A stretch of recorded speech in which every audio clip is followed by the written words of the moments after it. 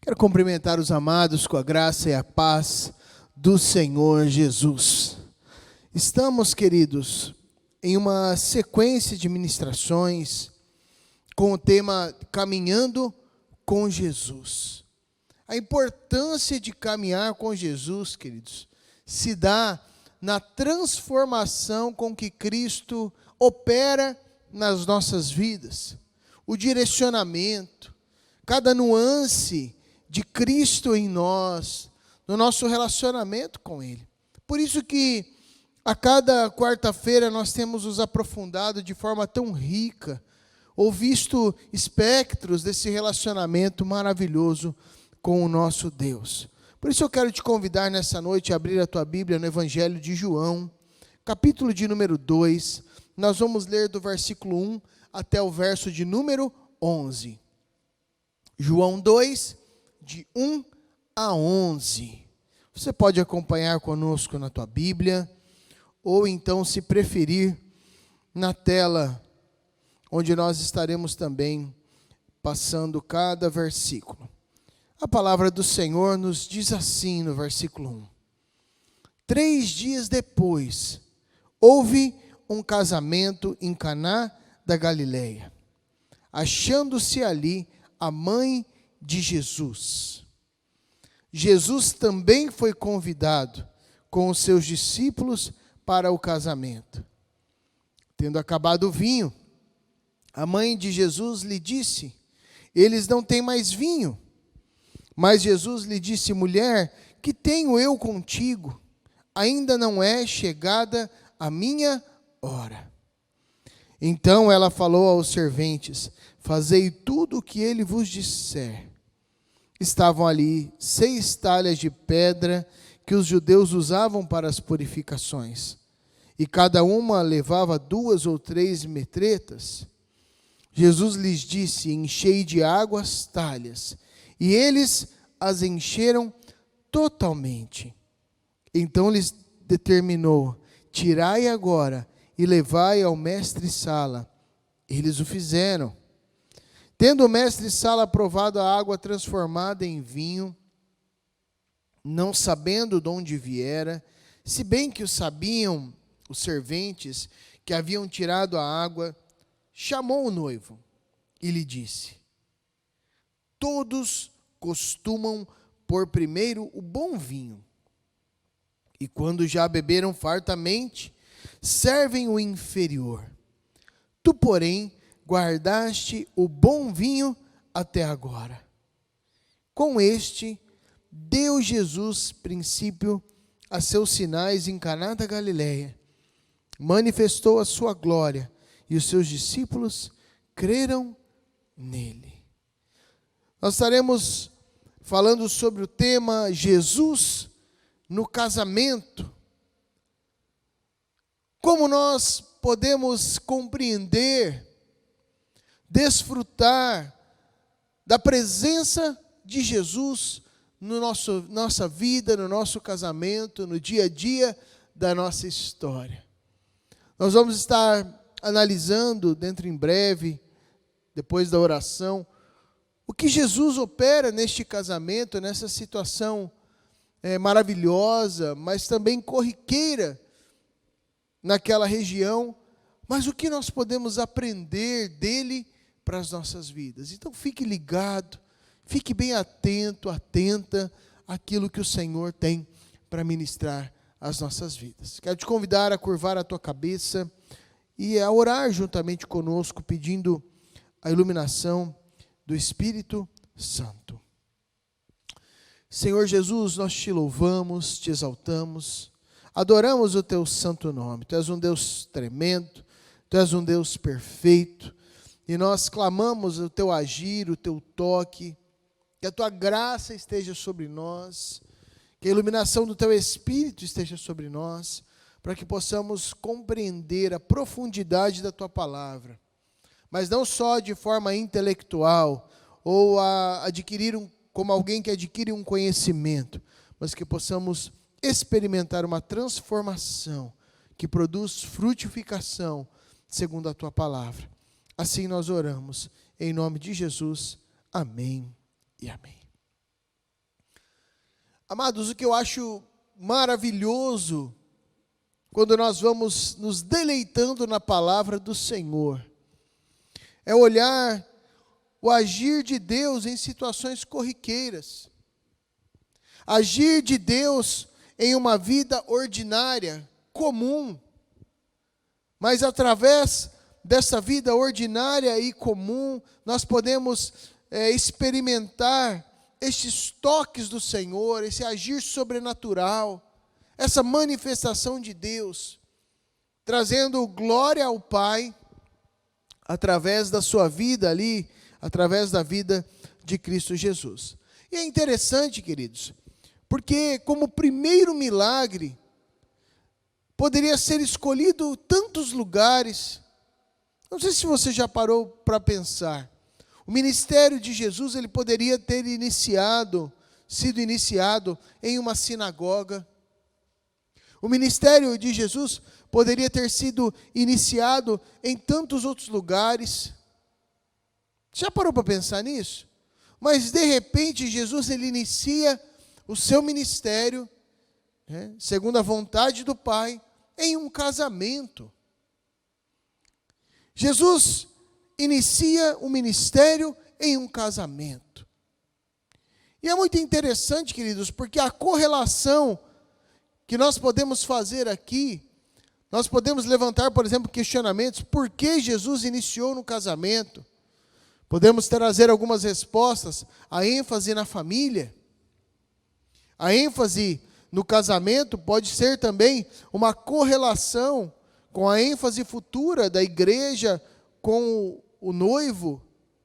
Podemos fazer uma correlação da importância, desde a gênese, da criação de todas as coisas, que o Senhor dá à família, ou entendimento acerca da família.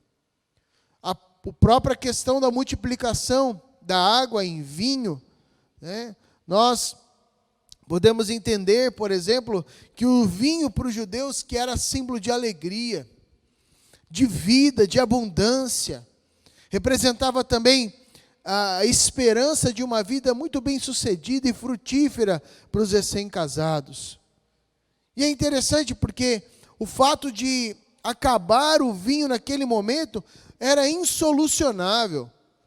Não é como nos nossos dias, onde você tem lojas especializadas, onde você pode ir a um supermercado, acabou, eu vou correndo lá e conseguir. O fato é que você, naquela época, não tinha uma produção em alta escala de vinho como nós temos nos dias atuais, uma grande oferta de vinhos. Mas é interessante que Jesus, naquele momento, opera um milagre.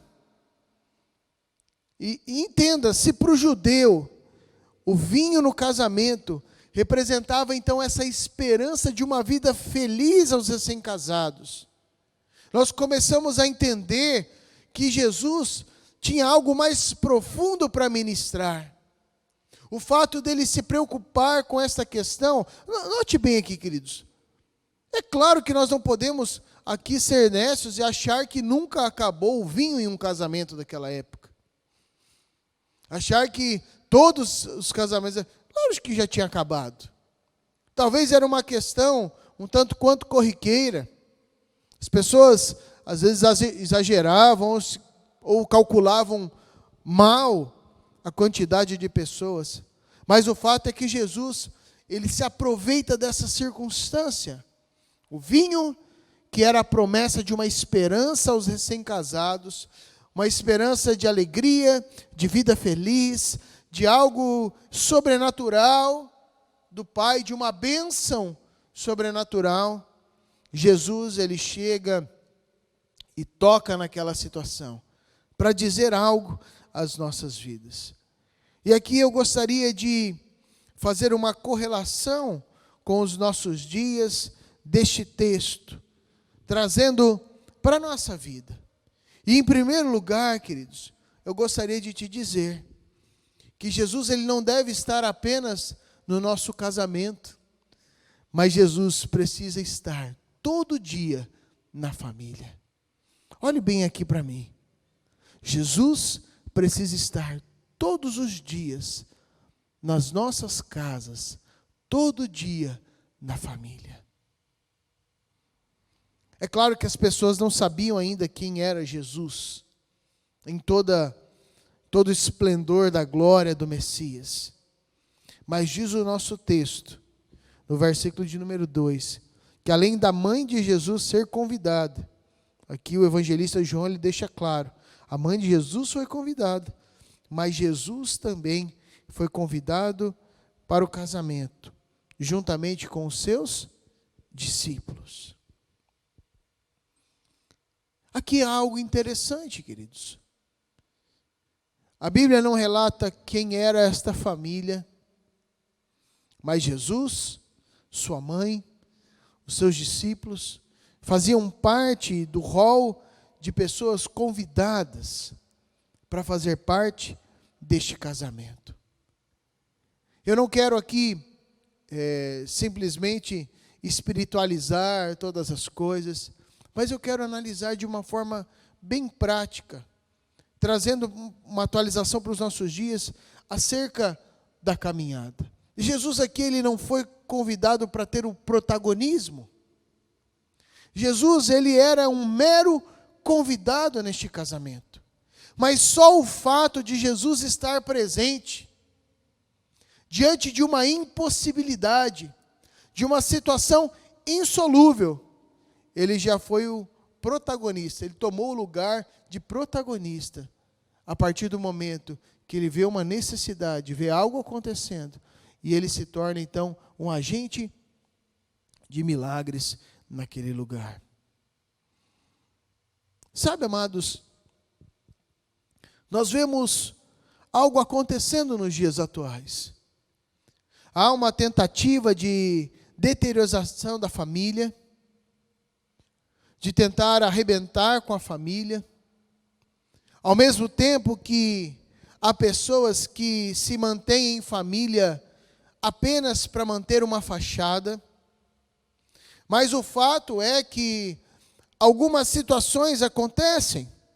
Eu já perdi a conta de quantos casamentos eu fiz nestes anos de ministério. Mas nos momentos em que estamos celebrando o matrimônio, é tudo muito bonito. Inclusive nós temos pessoas que nós vemos pelas redes sociais, pessoas que muitas vezes têm uma fé muito superficial, ou apenas têm uma fé da boca para fora, mas que nesse momento específico do casamento, fazem tudo conforme manda os protocolos.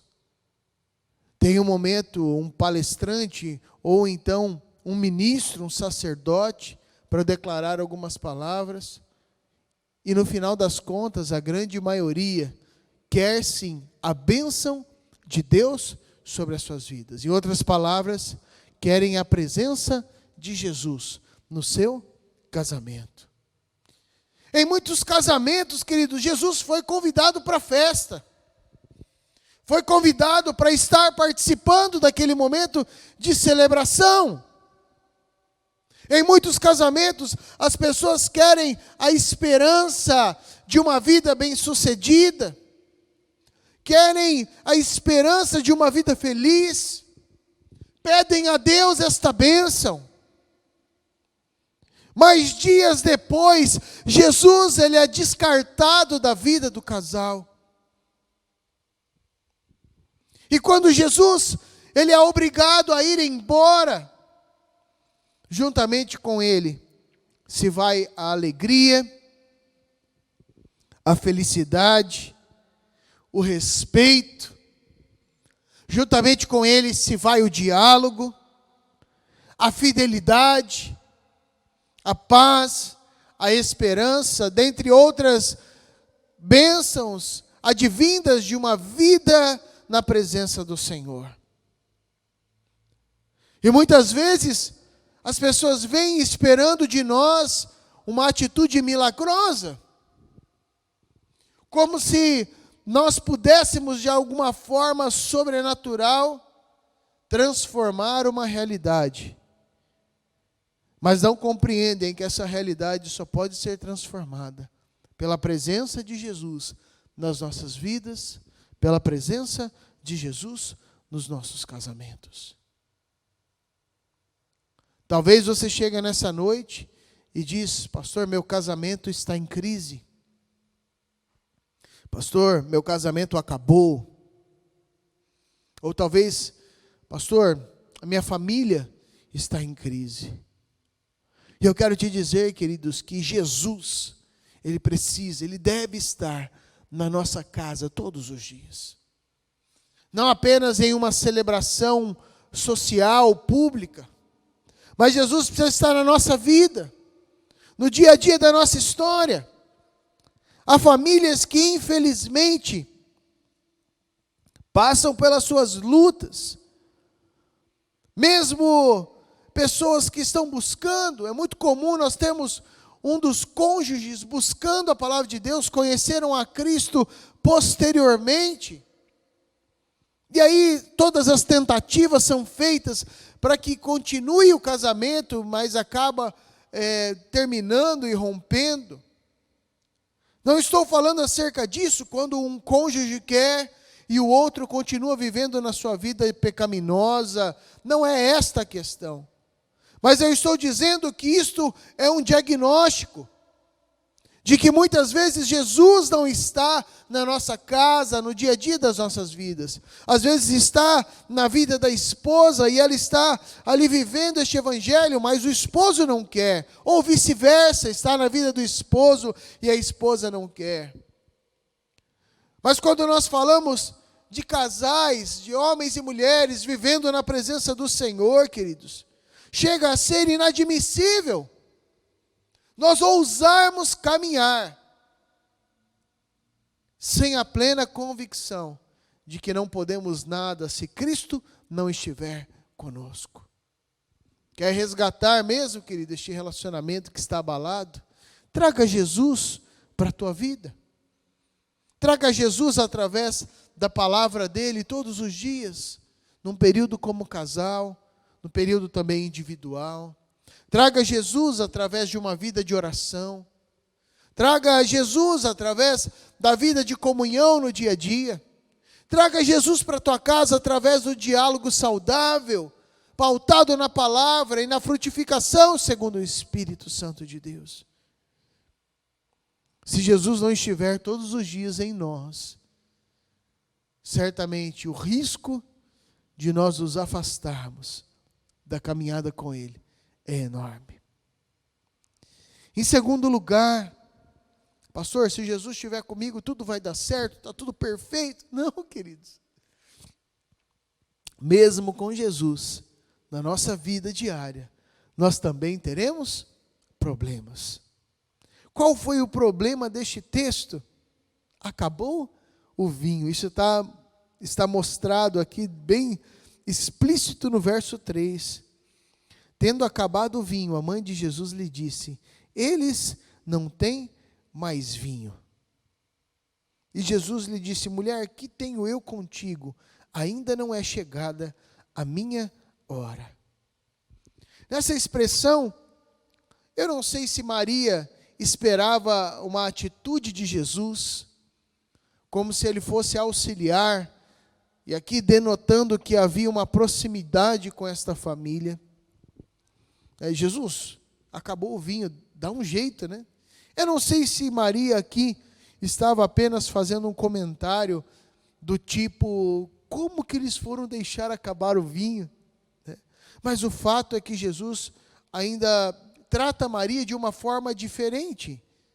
É uma das primeiras vezes que nós vemos Jesus fazendo uma diferenciação da Maria mãe para uma pessoa do dia a dia. Mulher, né? Que tenho eu contigo? Ainda não é chegada a minha hora.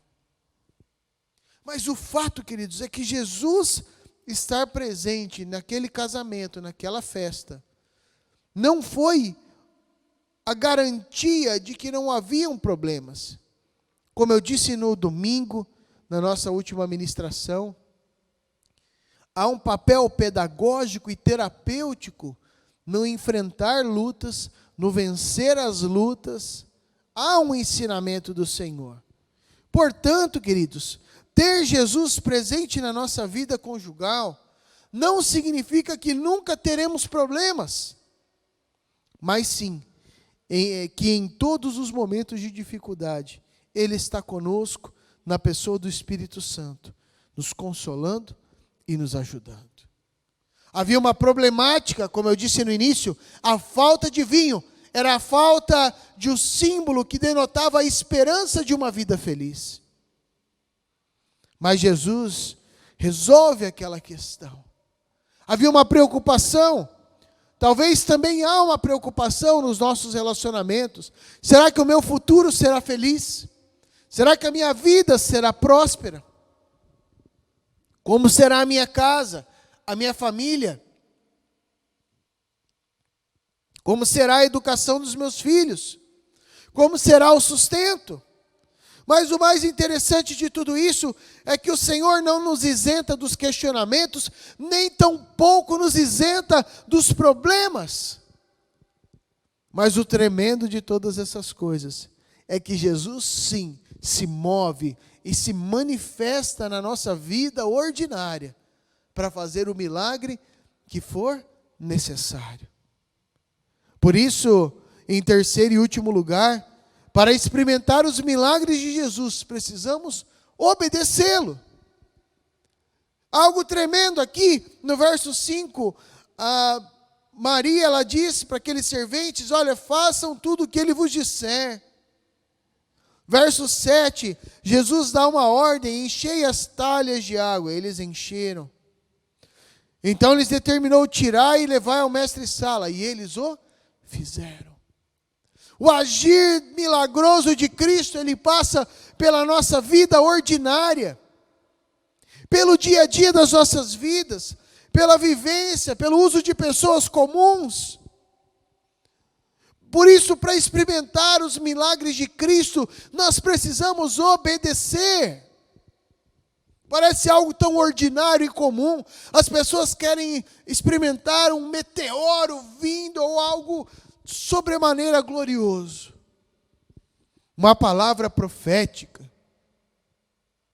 Ou talvez um preletor internacional trazendo uma grande revelação. Ou com que as pessoas, os pregadores, enxerguem uma luz, uma labareda de fogo, algo que indique que ela vai ganhar um poder sobremodo excelente. Quando na verdade, Jesus, na ordinariedade daquela falta de vinho, ele junta os próprios serventes que estavam naquele lugar, os garçons, e ele começa a dar orientações muito simples. Jesus, ele poderia, da mesma forma que ele fez aquela água se tornar vinho, fazer com que aparecesse água naquelas talhas? Sim. Jesus poderia fazer com que aparecesse vinho em todos os copos, e que à medida que as pessoas tomassem o copo nunca mais baixasse? Sim. Mas nós vemos aqui um Jesus que ele se move no sobrenatural, mas se utilizando de meios naturais e ordinários. Jesus, ele solicita o auxílio daqueles serventes. Olha, encham essas talhas de água, agora levem. O milagre, ele não acontece segundo um grito. Jesus não faz assim, ha! E de repente acontece o milagre. Jesus, ele não começa a fazer algo, movimentos específicos para que aconteça um grande milagre. Jesus, ele simplesmente dá algumas ordens, e aqueles homens obedecem. E quando as pessoas caem em si, o milagre estava feito. Aliás, as pessoas, muitas delas, talvez nem souberam que aquele vinho que elas estavam tomando era fruto de um milagre. Quando nós obedecemos a Cristo, queridos, nós vivenciamos o milagre de uma forma tão ordinária, linda e natural, que muitas pessoas que estão ao nosso redor nem percebem que o milagre aconteceu. Por isso que depois nós testemunhamos, declaramos, mas porque o agir de Cristo na nossa vida é maravilhoso. Agora, o milagre aqui, não porque Jesus precisa, mas o milagre está condicionado à obediência. Obedecer às orientações do próprio Cristo. Como eu disse, há casais que querem Cristo na sua festa. Ao sinal dos problemas, Cristo não é o suficiente, mas não é uma garantia de não termos problemas caminhar com Cristo. Mas mesmo que Cristo presente, há pessoas que não querem obedecer às suas ordens, às suas orientações. E é por isso que muitas vezes continuam na sua vida sofrendo, capengando, não tem milagres, não tem o agir de Cristo, continuam vivendo naquela vida medíocre, sem experimentar a bênção do Senhor nas suas vidas. Esta é uma noite de você clamar para que Jesus continue fazendo morada na sua história. Me lembro aqui de um episódio de Zaqueu e aquela canção que já foi largamente entoada em tantos lugares, de templos a rodeios.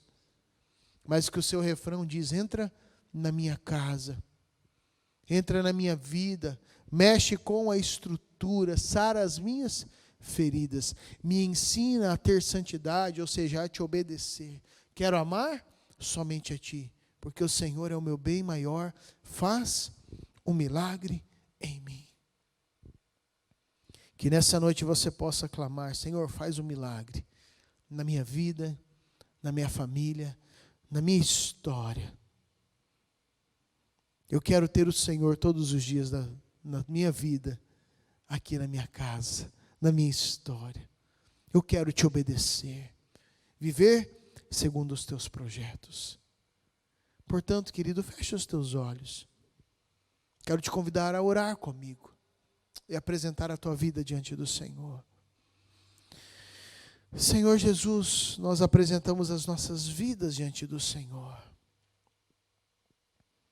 Quantos momentos nós vivemos tão longe da tua presença, tentamos resolver da nossa própria forma, caminhamos segundo a nossa carne, quando na verdade o que o Senhor queria de nós era apenas a obediência. Mas nessa noite nós queremos declarar: faz um milagre em nós, faz um milagre nessa vida, neste casamento, na vida deste filho, nesta família, neste jovem, nesta mulher. Faz um milagre, Senhor. Que o milagre possa acontecer, o milagre da transformação, o milagre da fidelidade, o milagre da paz, o milagre da esperança, o milagre da alegria, o milagre da reconciliação. Que mediante a obediência, Senhor, à tua palavra e aos princípios da tua palavra, possa haver este agir de milagre sobre a vida deste irmão e desta irmã, para a glória do Senhor. Faz um milagre na saúde, Senhor. Há pessoas enfermas, das mais variadas doenças, Senhor, mas que possa haver, ó Deus, um toque de saúde, de vida, de restauração, para a honra e glória do Senhor. Nós já te agradecemos porque cremos que o Senhor já ouviu a nossa oração e podemos nos regozijar em Ti, Senhor. Assim nós oramos, no nome de Jesus. Amém e amém. Que você tenha uma semana vitoriosa, querido. Uma semana de obediência, onde Cristo faz parte do dia a dia ordinário da tua história. Estenda as suas mãos, receba a bênção. E agora, amada igreja, que a maravilhosa graça do Senhor Jesus, que o perfeito amor de Deus, o nosso Pai, que a comunhão e as consolações do Espírito Santo repousem sobre a tua vida hoje e sempre. Amém e amém. Que Deus te abençoe. Fique na graça e na paz do Senhor Jesus.